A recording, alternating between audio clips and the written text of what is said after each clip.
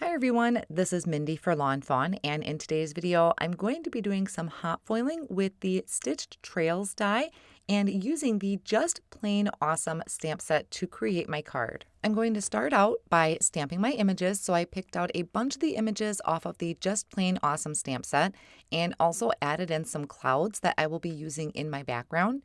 And then I'm going to ink these up with the Jet Black ink, which is an ink that is alcohol marker friendly.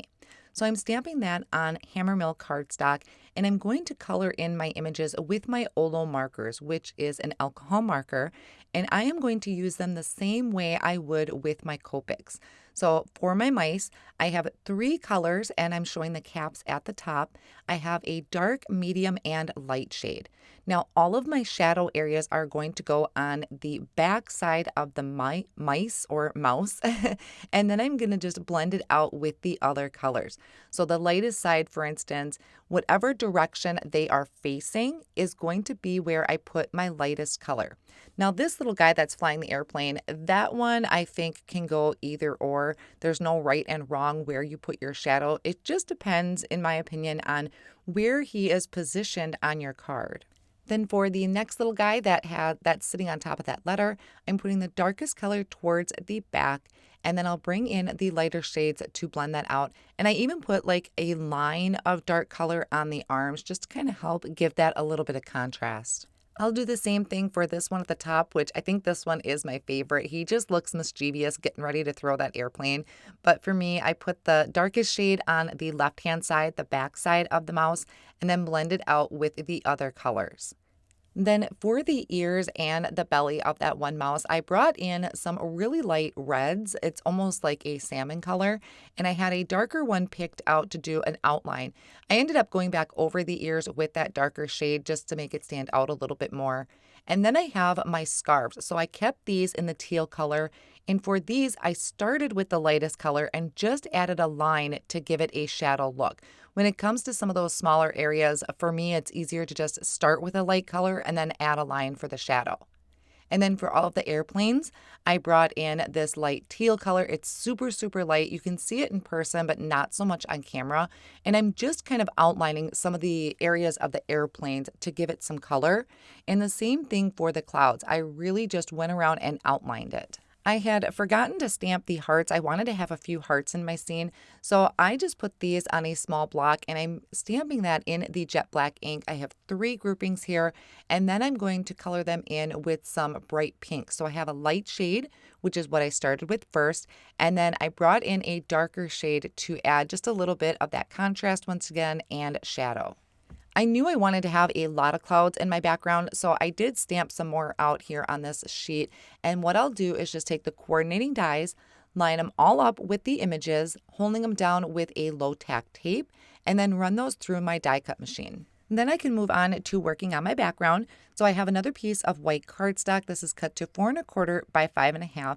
And I'm going to start first by blending this with 3 different colors. Starting with butter on one end, I'm going to go about 1/3 of the way up. And I am going pretty light-handed because I'm going to stencil on some clouds in a little bit. So by light-handed, I just mean I'm not applying a lot of pressure to my brush. Then I'm going to bring in Celery Stick, once again picking that up with my blending brush. Now this one, I'm going to start kind of in the center and I'll blend into that yellow color. Now a lot of times I will tap off on my work surface just so I don't come in real harsh with my color. I would rather come back in and add more color than start out with too dark of a shade. Then for the last one here, I'm bringing in Mermaid, once again starting at that other end, and I will just blend into that green. So now that I have this light background, I'm going to take this over to my magnetic work surface. I added a little bit of repositionable tape to the back, and that's going to hold that down on top of my magnetic work surface. And I'm going to use the Slimline cloudy stencil to add my clouds.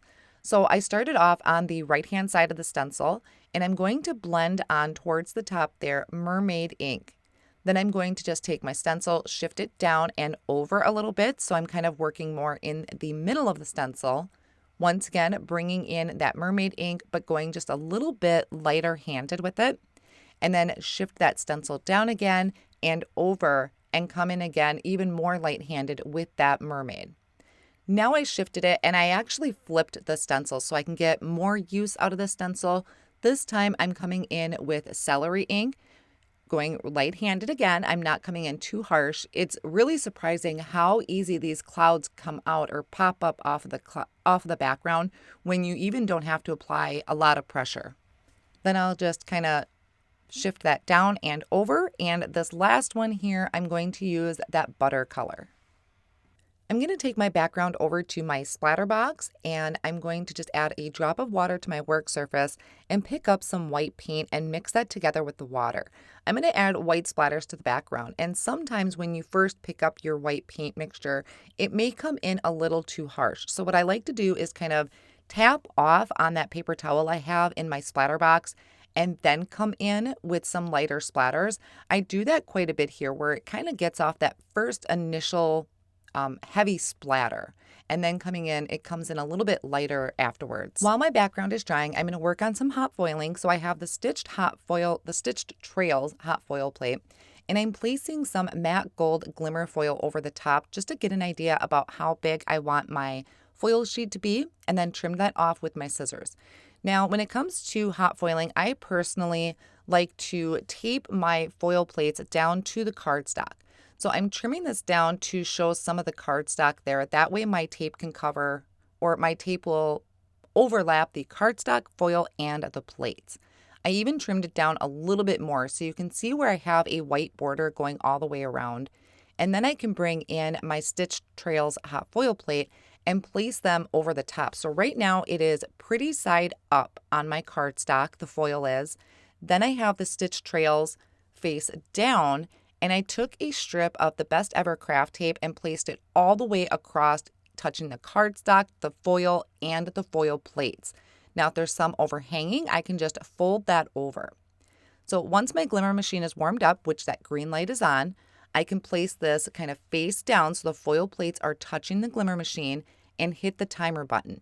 Now, this is my personal way, just based off of my machines. I'm going to wait to put my shim and plate on top. So I let that sit until my timer button turns solid green. I'll disengage my platform, place my shim and my plate on top, and run that through my die cut machine. Another reason I like securing these with tape is I don't have to worry about anything shifting. So after I let that cool for about a minute, then I can just carefully peel up that tape and everything foiled absolutely perfect. So I'm going to bring that closer. Now the matte gold, it's not super shiny. It's just enough shine to give it that foiled look. Then I'll line up the coordinating dies and hold each of them down with a low tack tape and die cut these out. Now, one last thing I need to do to complete my card is to stamp a sentiment. So I picked a sentiment off of the Just Plain Awesome stamp set, and I have a piece of black licorice cardstock placed in my Misti tool.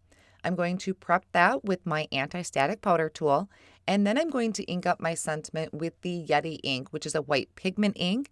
I am just tapping gently. I'm not pushing down real hard because I don't want to squish or distort my letters.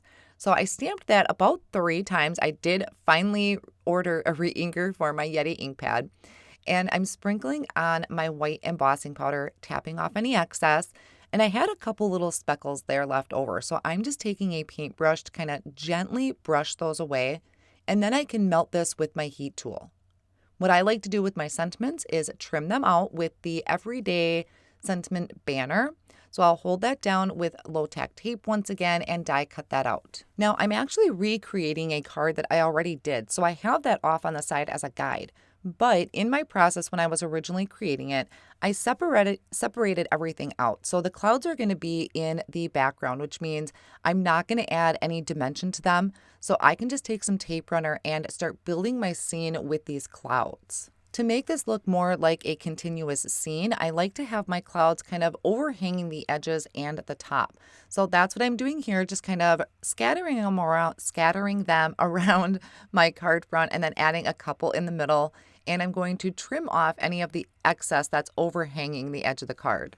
I went ahead and laid out about where I wanted everything to go, but I thought it was best if I get my sentiment placed on here. So I trimmed off one end, so I only have that flag banner on the left-hand side. I added some black foam squares to pop this up for dimension and then place that down towards the bottom of my card. Now I have these stack of papers that I'm just adding with the tape runner. And then I can start bringing in my foam squares and popping up my mice. So this little guy is going to go down at the bottom like he's got paper ready to fold up more airplanes. To attach my stitched trails, I had started using liquid glue, which I found super tedious. So an easier way is just taking some tape, some little pieces of tape, and taping them to the back of my mice. So I did that for all of the mice that I was going to have the stitched trails with. And then I went through and started adding foam squares to the back of the mice, and I even trimmed down my foam squares into little bitty strips to add behind those stitched trails because I don't want those to kind of be loose hanging in the air. I wanted them to have that lift just like the mice did. So I went through and did that for all of the mice where I just added the foam squares behind everything and then placed them on my card front.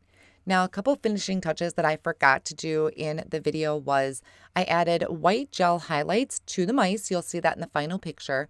I do add the hearts on screen here, but I forgot that I wanted to add a Prisma glitter to them. So all I did off screen was kind of color them in with a quickie glue pen and then sprinkled on some Prisma glitter to add that sparkle. But those steps are totally optional, so you could go with or without adding the white gel highlights and the glitter. But that finishes off my card project for the most part for today. I hope you enjoyed today's video and card inspiration. I want to thank you so much for joining me today, and I'll see you again real soon.